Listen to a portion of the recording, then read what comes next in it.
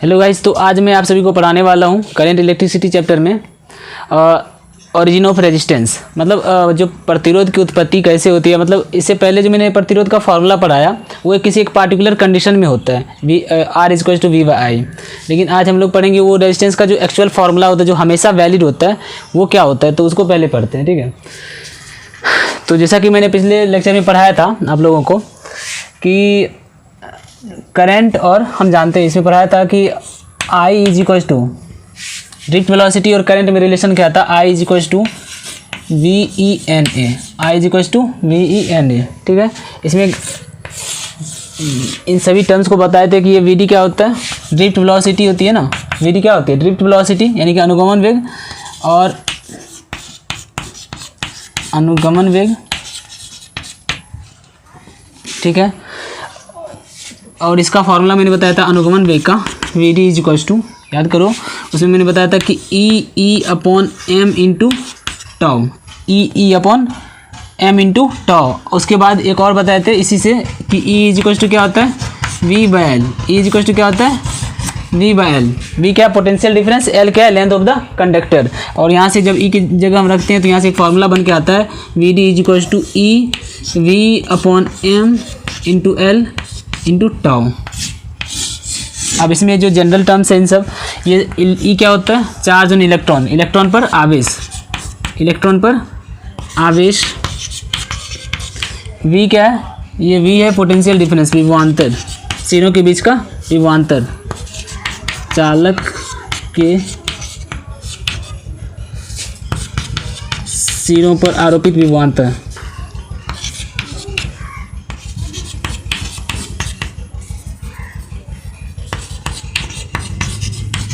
आरोपित विभवांतर potential difference है।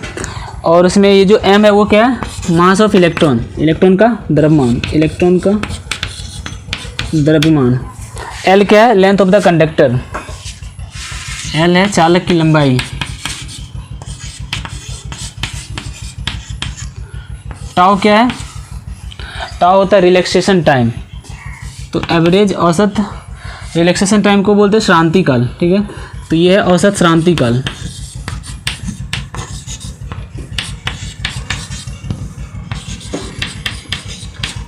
और उसमें n, अब क्या n बचा है, n क्या होता है, n होता है बोलते हैं number of free electron per unit volume, number of free electron per unit volume. तो मुक्त, इसको बोलते हैं फ्री इलेक्ट्रॉन डेंसिटी, मुक्त इलेक्ट्रॉन घनत्व। ये फ्री इलेक्ट्रॉन डेंसिटी बोलते हैं इसको, या इसको बोलते हैं number of free electron per unit volume, प्रति एकांक आयतन में उपस्थित इलेक्ट्रॉन की संख्या। ये क्या होता है, ये होता है cross sectional area of the conductor, अनुप्रस्थ काट का क्षेत्रफल।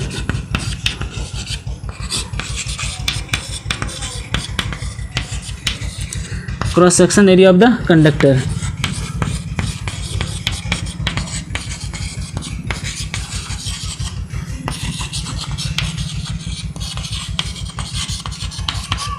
The conductor. तो अब इसमें क्या है, देखो यहाँ से I=VD, VD की जगह हम ये रख सकते हैं EV/mL × टाउ। तो ये रख रहे हैं, तो क्या हो जाएगा EV/mL × टाउ। फिर उसके बाद क्या, ENA, और यहाँ से इसको हम थोड़ा मॉडिफाई करें तो देखो क्या हो जाएगा, N E × E²। तब इसको लिख सकते हैं NE² A tau V/m × L I, ठीक है। यहाँ से V को इधर भेज देते हैं। अब क्या करते हैं, देखो I को उधर भेज दो, ठीक है, ML को इधर ले आते हैं। तो ML/ इन सबको इधर ले आते हैं, NE² A टाउ इधर क्या है, V/I। अच्छा, V/I क्या होता है, ओम्स लॉ में पढ़ाया था कि V/I क्या होता है, यदि किसी चालक में I एम्पियर की धारा उसके सिरों पर V विभवांतर आरोपित करने पर बहता है, तो उसके लिए जो रेजिस्टेंस डिफाइन होता है वो कितना होता है, R=V/I। ये बताते हैं ना, यदि किसी चालक के सिरों पर V विभवांतर आरोपित करने पर अगर उसमें I करंट फ्लो करता है तो उसका जो रेजिस्टेंस होता है उस पदार्थ का कितना होता है, R is equal to V by I. तो ये जो वी बाई आई है ये क्या है, आर है, तो इसके जगह हम क्या लिखेंगे, इसके जगह पे आर। तो फाइनली जो हमारा फॉर्मूला आ रहा है रेजिस्टेंस का, आर इज इक्वल टू क्या आ रहा है, एम एल अपॉन क्या आ रहा है, R is equal to M L, ये याद रखना है, M L upon N E square A into tau. तो ये फॉर्मूला है, R is equal to M L upon N E square A into tau. ये ऑलवेज वैलिड है, ये क्या है, हमेशा वैलिड है। जबकि R is equal to V by I जो होता है वो किसी पर्टिकुलर कंडीशन पे वैलिडी, सिर्फ पर्टिकुलर कंडीशन पे वैलिड है, ठीक है, ओम्स लॉ के लिए। तो ये ऑलवेज वैलिड होता है। तो ये रेजिस्टेंस का एक्चुअल फॉर्मूला है, R is equal to M L upon N E square A into tau, ठीक है। अच्छा, अब एक चीज़ देखो, इसमें जो एम है, तो मान लो ये कंडक्टर है, तो इस कंडक्टर के लिए इसके अंदर वैसे भी तो ये मास ऑफ इलेक्ट्रॉन और क्या कहते हैं, चार्ज ऑन इलेक्ट्रॉन, इलेक्ट्रॉन पर आवेश और इलेक्ट्रॉन का जो द्रव्यमान होता है वो तो चेंज नहीं होता है, बचा एन और टाउ, एन और टाउ। तो इसमें भी क्या है कि एन और टाउ, अगर किसी एक पार्टिकुलर हमारे पास एक कंडक्टर दे दिया है तो उसमें एन, यानी अगर ये मान लेते हैं कंडक्टर है तो इसमें एन भी फिक्स है, इसकी मतलब इसके जो नंबर डेंसिटी ऑफ इलेक्ट्रॉन है, फ्री इलेक्ट्रॉन, वो भी फिक्स कर दिया गया। और उसका जो उसमें जो रिलैक्सेशन टाइम है, अगर हम कुछ टेम्परेचर वगैरह सबको फिक्स रख रहे हैं तो वहाँ पर रिलैक्सेशन टाइम भी क्या होगा, फिक्स रहेगा।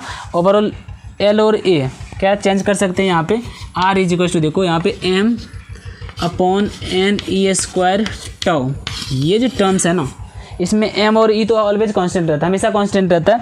बचा एन और टाउ, एन और टाउ अगर किसी पार्टिकुलर कंडीशन में एन और टाउ के अगर हम टेम्परेचर को फिक्स रखें तो उस टाइम में एन और टाउ क्या होगा, फिक्स रहेगा। कोई अगर हमें गिवन कि ये कंडक्टर है, इस कंडक्टर के हम लेंथ को बढ़ा रहे हैं, खींच करके बढ़ा रहे हैं, या उस तो बढ़ाने से क्या होगा, इसके अगर इस कंडक्टर को हम खींच करके इसकी लंबाई को बढ़ाएंगे तो इसका एरिया में परिवर्तन आएगा, इसके एरिया में परिवर्तन आएगा। लेकिन जो इसका इसमें ये एन जो है, टाउ जो, इसमें कोई परिवर्तन नहीं आने वाला है, ठीक है। तो इसमें क्या होगा, एल और टाउ, मतलब एल और ए, सिर्फ ये चेंज होगा, बाकी ये सारे के सारे क्या है, कांस्टेंट रहेंगे। तो ये सारे की सारी चीज़ें कांस्टेंट है, इसी कांस्टेंट टर्म्स को हम बोलते हैं, इसको क्या बोला जाता है, रो, क्या बोला जाता है, रो, प्रतिरोधकता, जिसको मैंने पढ़ाया था पिछले क्लास में। तो m upon n A square tau को क्या बोलते हैं, रो एल अपॉन ए। तो ये फार्मूला है इसका, तो याद रखना है, रेजिस्टेंस होता है R is equal to M L upon n A square A into tau, ये ऑलवेज वैलिड ये फार्मूला।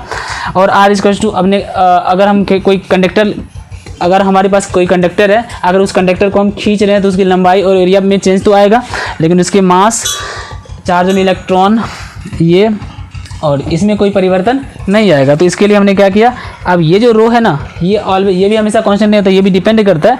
तो ये क्या है, देखो ये रो इज इक्वल टू, यहाँ से फार्मूला क्या आ रहा है, M upon N E square into tau, rho is equal to m upon N E square into tau. ये जो रो है, प्रतिरोधकता कहते हैं इसको, ये डिपेंड करता है, प्रतिरोधकता, रेजिस्टिविटी, ये डिपेंड करता है मटेरियल पे, किस पे, मटेरियल पे। अगर अलग अलग मटेरियल, अगर जैसे मान लो अगर कॉपर है हमारे पास, आयरन है हमारे पास, तो वो सब मटेरियल अलग अलग हो रहा है, तो अलग अलग मटेरियल के लिए अलग अलग रेजिस्टिविटी होगी। अगर कोई एक ही मटेरियल है, अब उसको हम उसके साइज़ को बढ़ा रहे हैं, उसके साइज़ को घटा रहे हैं, तो उसमें उसकी रेजिस्टिविटी में कोई परिवर्तन नहीं आने वाला है। मीन्स ये सारे के सारे टर्म्स जो वो क्या रहेगा, फिक्स रहेगा, ठीक है। तो हमारे पास तो याद क्या रखना है कि जो प्रतिरोधकता होता है वो साइज और शेप पे डिपेंड नहीं करता है, कंडक्टर के साइज और शेप पे डिपेंड नहीं करता है, सिर्फ रेजिस्टेंस जो है वो डिपेंड करता है किस पे, साइज और शेप पे डिपेंड करता है, यानी कि चालक के डायमेंशन और बीमा पे डिपेंड करता है रेजिस्टेंस। जबकि जो ये रेजिस्टिविटी होती है, या इसको स्पेसिफिक रेजिस्टेंस भी कहते हैं, प्रतिरोधकता, ये डिपेंड करता है किस पे, ये डिपेंड करता है मटेरियल पे, कि मटेरियल, अलग अलग मटेरियल के लिए अलग अलग रेजिस्टिविटी होती है, यानी अलग अलग पदार्थ के लिए अलग अलग रेजिस्टिविटी होगी। और साथ ही साथ ये डिपेंड करता है टेम्परेचर पे, टेम्परेचर के बढ़ाने पर रेजिस्टिविटी में परिवर्तन होगा। कैसे, क्योंकि यहाँ पे टेम्परेचर को बढ़ाने से क्या होगा ना, रिलैक्सेशन टाइम में और ये नंबर ऑफ फ्री इलेक्ट्रॉन में, इसमें परिवर्तन होगा। इसमें परिवर्तन होने से इसकी रेजिस्टिविटी में भी क्या होगी, परिवर्तन होगी, ठीक है। तो ये था हमारा रेजिस्टेंस के बारे में कि रेजिस्टेंस कहाँ से, रेजिस्टेंस का जो एक्चुअल फार्मूला आया वो यहीं से आया है। मतलब यही रेजिस्टेंस जो होता है ना, इस चालक के अंडर रिस्पॉन्सिबल होता है इस करंट के लिए किसी कंडक्टर में फ्लो कराने में, ठीक है। तो ये हमारा था क्या, रेजिस्टेंस और रेजिस्टिविटी का एक्चुअल फार्मूला। रेजिस्टेंस का फार्मूला होता है M L upon N E square, M L upon N E square tau A, ठीक है, एन ए स्क्वायर ए या टॉ ए, जैसे बोलना है इसको, N A square A into tau, ठीक है। और हमारा जो रेजिस्टिविटी का फॉर्मूला होता है वो होता है M upon n A square into tau. Resistivity जो है वो डिपेंड करता है मटेरियल पे, मटेरियल के नेचर पे और टेम्परेचर पे, जबकि रेजिस्टेंस डिपेंड करता है किस पे, इस पे लेंथ पे, एरिया पे और टेम्परेचर पे भी डिपेंड करता है रेजिस्टेंस, ठीक है। तो ये था हमारा रेजिस्टेंस और रेजिस्टिविटी का फॉर्मूला। अब क्या है, देखो यहाँ से R equal to rho into L by A है, तो इस पर हम कुछ क्वेश्चन करने वाले हैं। जब हम वायर को स्ट्रेच करेंगे और वायर को कंप्रेस करेंगे तो उसके वजह से क्या होगा, उसका जो प्रतिरोध चेंज होगा, तो उस वो नया प्रतिरोध, मान लो अगर कोई वायर है, इस वायर का रेजिस्टेंस कुछ और है, अगर हम इसको खींचेंगे तो इसका रेजिस्टेंस कुछ और हो जाएगा, तो वो रेजिस्टेंस कितना मतलब बढ़ेगा या घटेगा वो हमें निकालना है, ठीक है। तो नया रेजिस्टेंस निकालने के लिए हम इसको कहते हैं स्ट्रेचिंग और compressing the wire type problem question, ठीक है। तो उस टाइप का हम क्वेश्चन करते हैं यहाँ इसमें।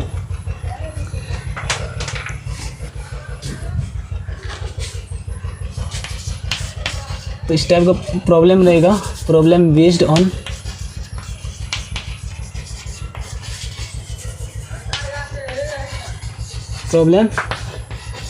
On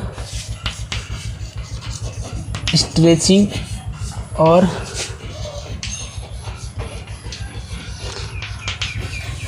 compressing the wire.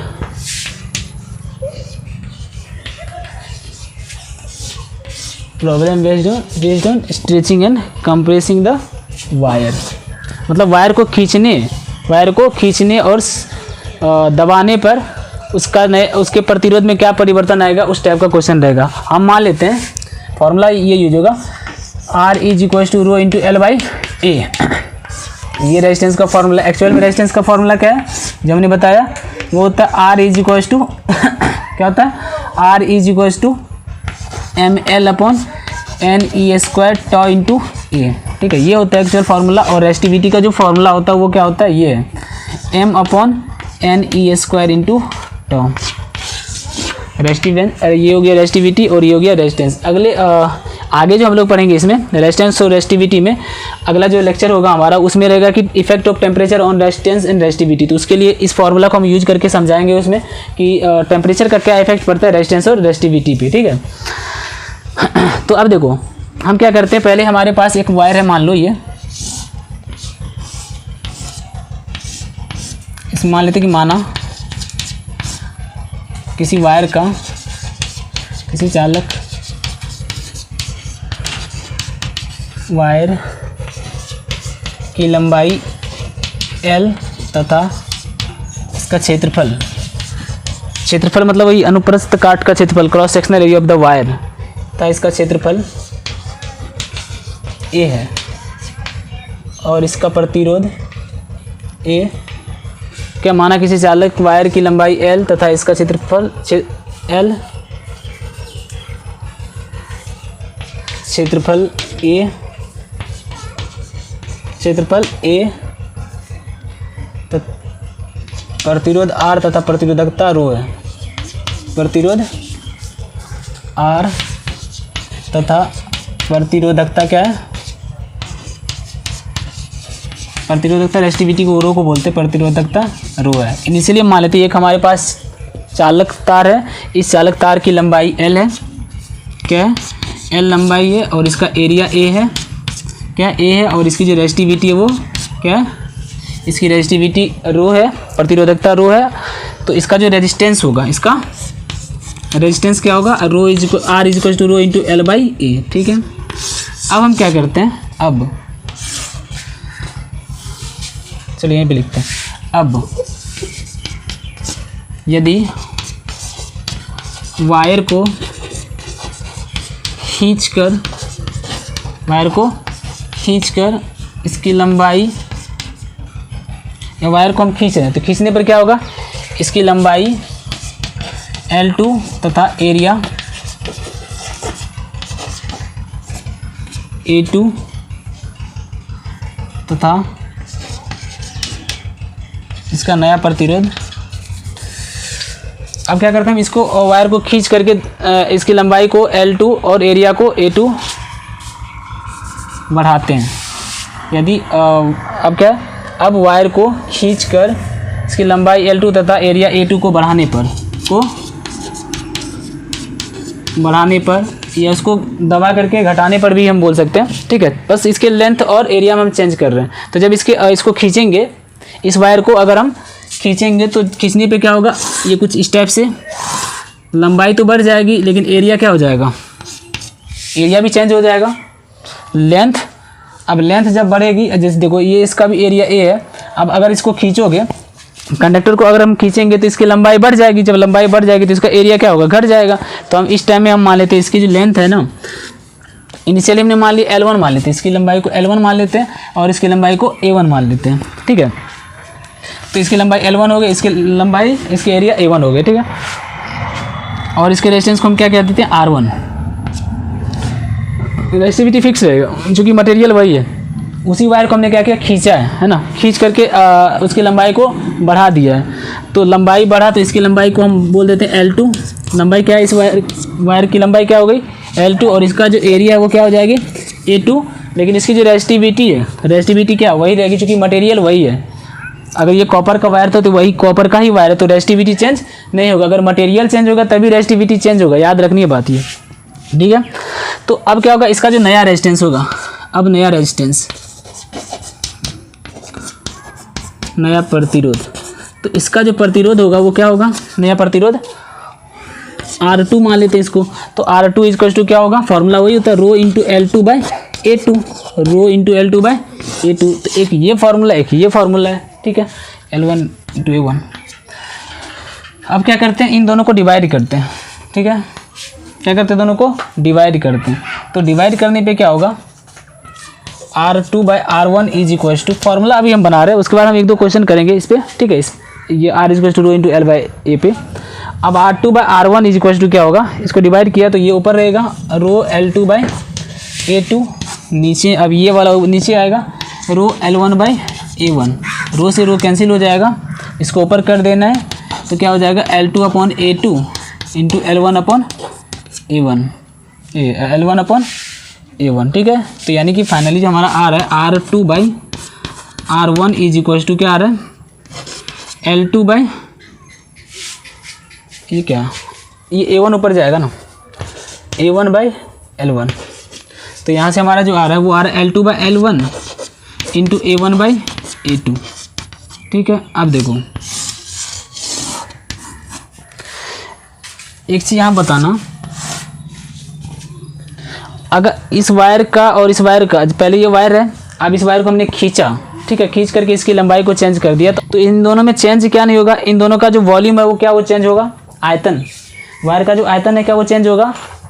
तो वायर का आयतन चेंज नहीं होने वाला, जितना आयतन पहले था उतना ही आयतन बाद में रहेगा। तो आयतन क्या रहता है इसमें, वायर का आयतन खींचने पर,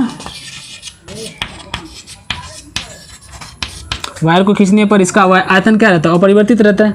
वायर को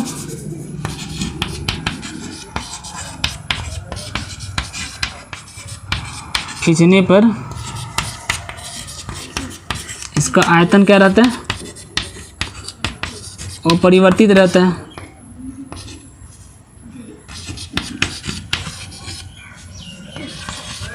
जब आयतन अपरिवर्तित रहेगा, अरे अब सोचो ना, ये अगर इसका आयतन मान लेते हैं, इसका जो आयतन होगा उतना ही आयतन इसका भी होगा, क्योंकि आयतन अपरिवर्तित रहता है। आयतन क्या रहेगा, अपरिवर्तित रहेगा। अब कोई एक होता है ना कि अगर आप लोग मैथ में भी पढ़ा होगा कभी कि कोई एक बड़ा सा गोला है, उस गोले को पिघला करके 10 गोला बनाया गया, तो अब बड़े गोले का जो आयतन होता है वो उन 10 गोले के आयतन के क्या होता है, बराबर होता है। सेम यहाँ भी तो वही है कि ये कंडक्टर है, इस कंडक्टर का जो आयतन होगा, अब इसी कंडक्टर को लंबा, मतलब इसको खींच करके बढ़ा दिया गया, तो जितना इसका आयतन होगा उतना इसका भी आयतन होगा, तो आयतन में परिवर्तन नहीं होने वाला। यानी कि आयतन जो है, इनिशियल आयतन इज इक्वल टू फाइनल, मतलब initial volume is equal to final volume. प्रारंभिक आयतन बराबर क्या कहते हैं, अंतिम आयतन। तो प्रारंभिक आयतन को मान लेते हैं V इनिशियल बराबर है V फाइनल। आयतन बराबर क्या होता है, लंबाई को जब एरिया से मल्टीप्लाई करते हैं तो क्या मिलता है, आयतन मिलता है। तो इसका आयतन क्या होगा, A1 इंटू L1, इनिशियल का A1 इंटू L1, और इसका आयतन कितना होगा, A2 इंटू एरिया A2 है, लेंथ L2 है, तो इसका आयतन क्या हो जाएगा, A2 इंटू L2। तो फाइनली हमारे यहाँ से क्या मिलेगा, अगर निकालना चाहे L2/L1 की वैल्यू, L1 को उधर भेज देंगे तो क्या हो जाएगा A1/A2। तो यहाँ से हमारा जो L2/L1 आएगा वो क्या आएगा, L2/L1। तो A2 को इधर लाना होगा तो A1/A2 आने वाला है, यानी A1/A2 इक्वल टू क्या आ रहा है, L2/L1। तो हम यहाँ से क्या करेंगे, अब इसको मिटाते हैं, इसको 1 नंबर मान लेते हैं, ठीक है। तो यहाँ से जो फॉर्मूला हमारा आने वाला है वो क्या आएगा, from first R2/R1 is equal to, देखो अब L2/L1 है, लंबाई की टर्म में अभी हम पहले निकालते हैं। तो L2/L1 A1/A2 जहाँ पे आया, A1/A2 की जगह क्या हम लिख सकते हैं, L2/L1। तो यहाँ पे L2/L1 पुट कर देते हैं। तो L2/L1 और L2/L1 कितना हो जाएगा, L2/L1 का होल स्क्वायर, L2/L1 का होल स्क्वायर। तो यहाँ से जो फॉर्मूला आएगा R2 इज इक्वल टू क्या होगा, L2/L1 का होल स्क्वायर। R1 को इधर ले आते हैं इंटू R1, इसको कह देना है R2 is equal to L2/L1 का जो स्क्वायर है तो इसको हम बोल देंगे N square into R1।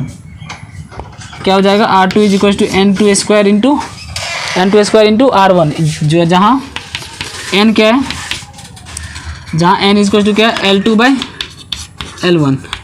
N को बोला जाता है कि कितनी टाइम्स वायर को कितनी गुना बढ़ाया गया या घटाया गया है। वायर को 2 गुना बढ़ाया, अगर हम मान लेते हैं कि 2 गुना किसी वायर की लंबाई को खींच करके 2 गुना कर दी जा रही है, तो उसका जो एरिया होगा वो कितना हो जाएगा। यहाँ पे 2 गुना कर रहे हैं तो वायर को खींचने पर कितने टाइम्स खींच रहे हैं, number of times of stretching और कंप्रेसिंग होता है N, इसको बोलते हैं। ये N क्या होता है, N होता है number of times of stretching and compressing the wire, stretching and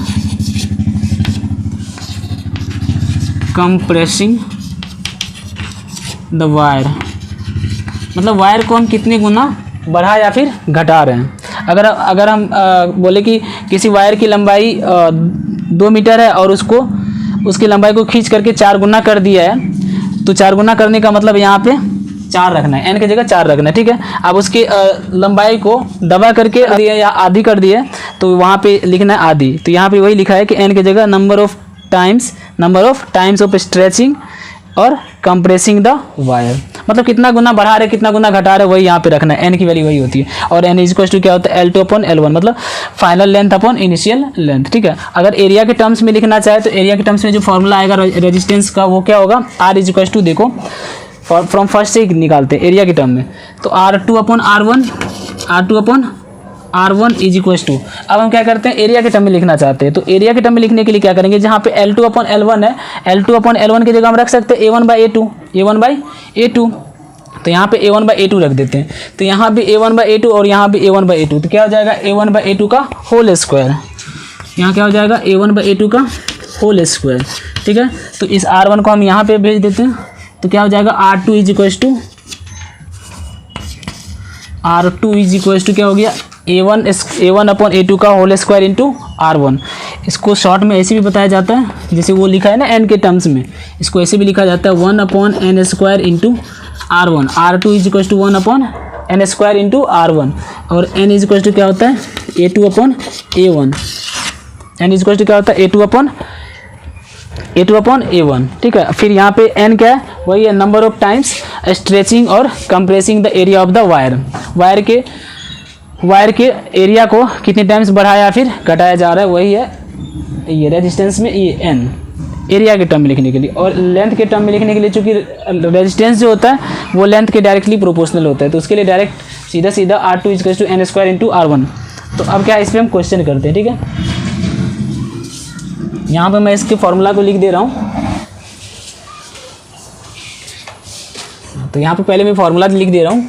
देखो, एक तो रेजिस्टेंस का नया प्रतिरोध के लिए फॉर्मूला हमने निकाला, नया प्रतिरोध मतलब जो खींच करके लंबाई या फिर उसके लंबाई को बढ़ाया फिर घटा रहे हैं, तो उस पर क्या होता है, R2 इज इक्वल टू जो फॉर्मूला होता है N स्क्वायर इंटू R1, ये फॉर्मूला है, ठीक है। वेयर N क्या होता है, नंबर ऑफ टाइम्स स्ट्रेचिंग और कंप्रेसिंग, मतलब वायर को कितनी गुना बढ़ाया फिर घटाया गया, वही, ठीक है। N इज इक्वल टू होता है L2/L1। और ये हो गया लंबाई के टर्म्स में, किसके टर्म में, लंबाई के टर्म्स। क्षेत्रफल के टर्म्स में क्या होता है, क्षेत्रफल को बढ़ाने घटाने पर, उसके लिए फॉर्मूला हो जाएगा ये R2 इज इक्वल्स टू क्या होगा, तो ऐसे फॉर्मूला भी ये याद रखना, R2/R1 इज इक्वल्स टू क्या होता है, L2/L1 का होल स्क्वायर। ठीक है, और यहाँ पे फिर से क्षेत्रफल के टर्म में लिखना चाहें, क्षेत्रफल के पद में, क्षेत्रफल के लिए, तो इसमें क्या हो जाएगा, जो नया प्रतिरोध R2/R1 होता है, फॉर्मूला तो यही है, R2 इज इक्वल्स टू क्या, इसमें लिखना M1/N² × R1, ये शॉर्ट में, या उसी को ऐसे करके लिख सकते हैं, R2/R1 is equals to A1/A2। क्योंकि क्षेत्रफल का रेजिस्टेंस क्या होता है, इन्वर्सली प्रोपोर्शनल होता है, बस रेजिस्टेंस क्षेत्रफल की बढ़ाने पर रेजिस्टेंस क्या होता है, घटता है इसलिए।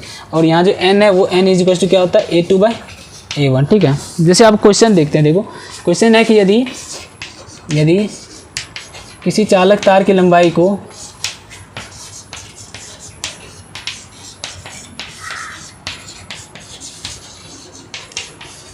को खींचकर दोगुनी कर दी जाए,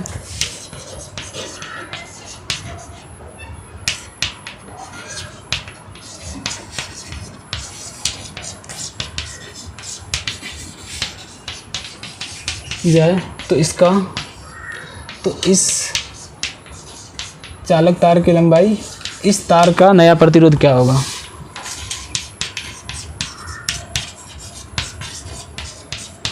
का नया प्रतिरोध कितनी गुना हो जाएगा।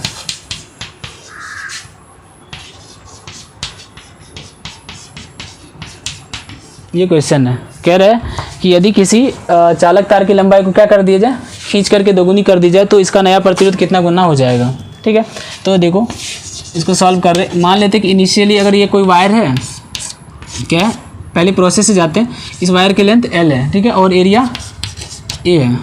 अब देखो उससे जाओगे तो फिर लंबा प्रोसेस हो जाएगा, R is equals to rho into L/A, जो प्रोसेस अभी हम बताए उसी के थ्रू जाना पड़ेगा। अब डायरेक्ट करते हैं इसको, देखो पहले कह रहे हैं इनिशियली मान लेते हैं, जो फाइनल इनिशियल प्रारंभिक लेंथ है, प्रारंभिक लंबाई क्या मान लेते हैं, L, प्रारंभिक लंबाई को L1 इज इक्वल टू क्या, L है। ठीक है, अब इसी को खींच करके कितना कर दिया गया, प्रारंभिक लंबाई की दोगुनी है ना, तो अंतिम जो लंबाई होगी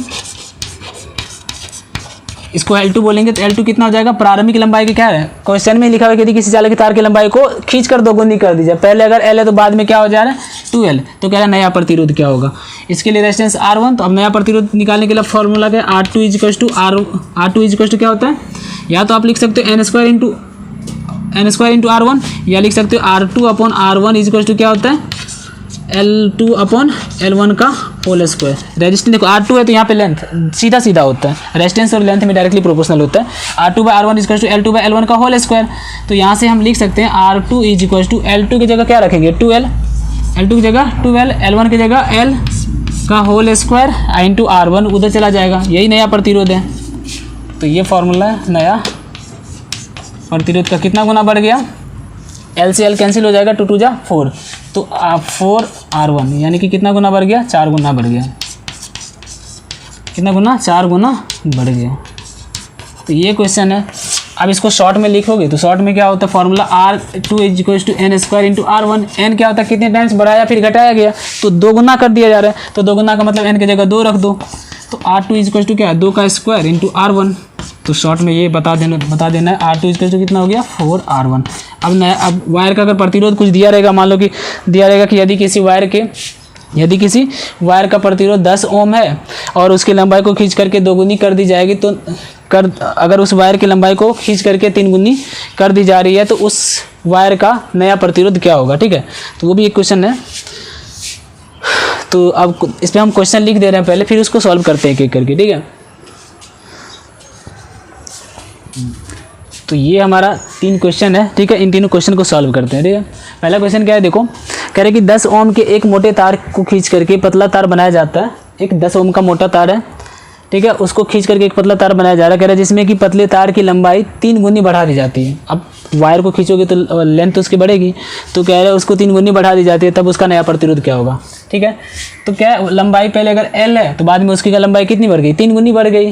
वैसे तो शॉर्टकट वाला भी फॉर्मूला हम अप्लाई कर सकते हैं यहाँ पे। R इज इक्वल टू क्या होता है, R2 is equal to N² into R1। R2 is N square into R1 कितना गुना बढ़ाया जा रहा है 3 गुना, तो यहाँ पे 3 रख देंगे 3 का स्क्वायर और नया प्रतिरोध पुराना प्रतिरोध कितना दिया 10, तो डायरेक्ट 3 या 9 को 10 से मल्टीप्लाई करो 90 हो जाएगा इसका आंसर 90 ओम। तो इसको सॉल्यूशन करते इसका देखो, मान लेते इनिशियली जो लेंथ है L1 इसको कितना L है और उस पहले लेंथ L1 है L है और बाद में उसको खींच करके कितना कर दिया गया 3 गुना बढ़ा दिया गया, तो L2 इक्वल टू कितना हो जाएगा 3L, कितना 3L, और R1 इक्वल टू कितना दे दिया 10 ओम हमें निकालना है, R2 नया प्रतिरोध निकालना है, तो फार्मूला ही होता है R2 upon R1 is equal to L2 upon L1 का होल स्क्वायर, ये होता है। तो अब यहाँ से यूज करते हैं, देखो R2 upon R1 is equal to L2 कितना है 3L, L1 कितना है L1 है L इसका होल स्क्वायर, ठीक है। तो ये L से L कैंसिल हो जाएगा 3 3 जा 9 और R2 इज इक्वल टू क्या होगा R1 उधर मल्टीप्लाई हो जाएगा तो 9 R1 की वैल्यू कितनी है 10, तो 9 10 जा 90 ओम, तो ये हो गया इसका आंसर। आप उसको अगर शॉर्ट में देखना है तो उसी से बना देना है R2 इज इक्वल टू क्या N2 square into R1, N कितनी गुना बढ़ाया जा रहा है, N क्या होता है वायर को कितनी गुना खींचा, कितनी गुना उसको खींच करके बढ़ाया फिर घटाया जा रहा है, तो अब 3 गुना बढ़ाया जा रहा है, तो यहाँ पे N की जगह 3 रखेंगे, 3 का स्क्वायर इंटू R1 कितना है 10 ओम है, तो कितना हो जाएगा 3 3 जा 9 इंटू 10 90 ओम, ये हो गया इसका आंसर नया प्रतिरोध। एक लाइन का क्वेश्चन था। अब दूसरा क्वेश्चन है, देखो 6 ओम प्रतिरोध वाले एक चालक के क्षेत्रफल को आधा करने पर उस तार का नया प्रतिरोध क्या होगा, इसका भी सॉल्यूशन कर रहे हैं। देखो क्षेत्रफल वाला उसमें लेंथ है, इसमें क्षेत्रफल है। R1 कितना दे दिया 6 ओम, हमें R2 निकालना है। R1 कितना दे दिया 6 ओम, हमें निकालना है नया प्रतिरोध R2।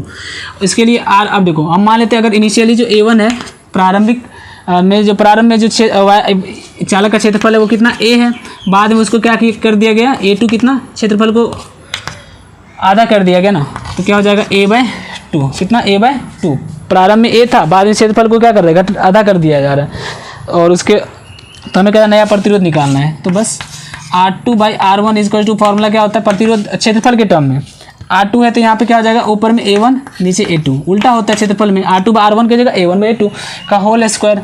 अच्छा R2/R1 is equal to A1 कितना A है, A1 कितना A है, A2 कितना A/2 इसका होल स्क्वायर, यहाँ से A से A कैंसिल हो जाएगा, 2 कहाँ जाएगा ऊपर, तो फाइनली हमारा जो आ रहा है यहाँ से R2/R1 इज इक्वल टू 2 ऊपर आएगा तो 2 2 जा 4, तो R2 is equal to 4R1 की जगह R1 की वैल्यू कितनी है 6, तो कितना हो जाएगा 6, तो 4 6 जा 24 ओम, ये हो गया नया प्रतिरोध आंसर। शॉर्ट में बनाना चाहो तो शॉर्ट में मैंने बताया था कि R2 इज इक्वल टू क्या होता है 1/n स्क्वायर इंटू R1 पर क्षेत्रफल के लिए R2 is equal to 1/n square into R1, तो यहाँ पे देखो R2 is equal to 1/n की जगह कितना गुना बढ़ाया जा रहा है आधा ना, तो यहाँ पे हम लिखेंगे n की जगह 1/2 का क्या लिखेंगे स्क्वायर इंटू R1 की जगह कितना है 6, देखो 2 कहाँ जाएगा ऊपर, तो 2 का स्क्वायर कितना 4 इंटू 6 कितना हो गया 24, तो ये हो गया आंसर।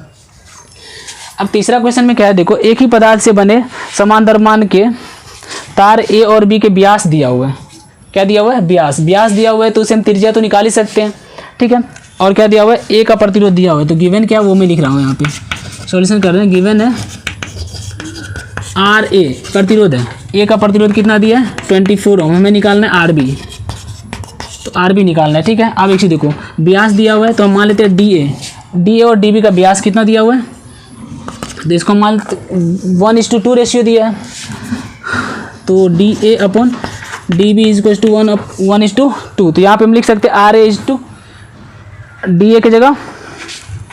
अब अगर देखो अगर हम DA को और DB को रेडियस के टर्म में निकालना चाहे तभी बना सकते हैं, या क्षेत्रफल के टर्म में ऐसे ही रहने देते हैं, मतलब हमें निकालना है क्या नया प्रतिरोध RB निकालना है, तो हम क्या करते हैं डायरेक्ट फार्मूला लगाते हैं RB अपॉन RA, क्योंकि फार्मूला क्या होता है क्षेत्रफल वाला लगाते हैं, R2/R1 इज इक्वल टू क्या होता है A1/A2 का होल स्क्वायर, तो RB/RA इज इक्वल टू क्या होगा एरिया ऑफ किसका, पहले B का ये A का लिखा जाएगा यहाँ पे, और एरिया ऑफ B इसका क्या लिखना है होल स्क्वायर।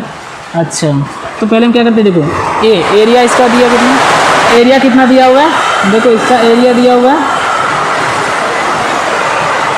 एरिया निकालेंगे तो एरिया निकालने के लिए पाई DA का स्क्वायर अपॉन पाई DB का स्क्वायर लिखेंगे, और उसका पूरे का होल स्क्वायर, पाई से पाई कैंसिल, कितना हो गया DA के पावर DA/DB के पावर 4, DA/DB के पावर 4 का मतलब क्या, अब डी और डी बी का मतलब पावर 4 है, इसका रेशियो कितना दिया 1/2, तो 1/2 के पावर 4, तो 1/2 के पावर 4 कितना हो गया 1/16, 1/16। तो हमें यहाँ से निकालना है अब आर बी इजक्वल टू क्या हो जाएगा, चूँकि R B R A is equal to हो गया 1/16, तो आर बी इजक्वल टू क्या हो जाएगा 1/16 into R A, 1/16 into R A का मान कितना दिया हुआ है 24 दिया हुआ है, यहाँ पर 24 रख दो, 8 से काट दो, 8 2 जा 8, 3 जा तो 3/2 कितना हो जाएगा 1.5 ओम, कितना हो जाएगा 1.5 ओम। तो ये था हमारा क्वेश्चन। तो आज का लेक्चर मैं यहीं पे समाप्त कर रहा हूँ, तो मिलते हैं अगले लेक्चर में।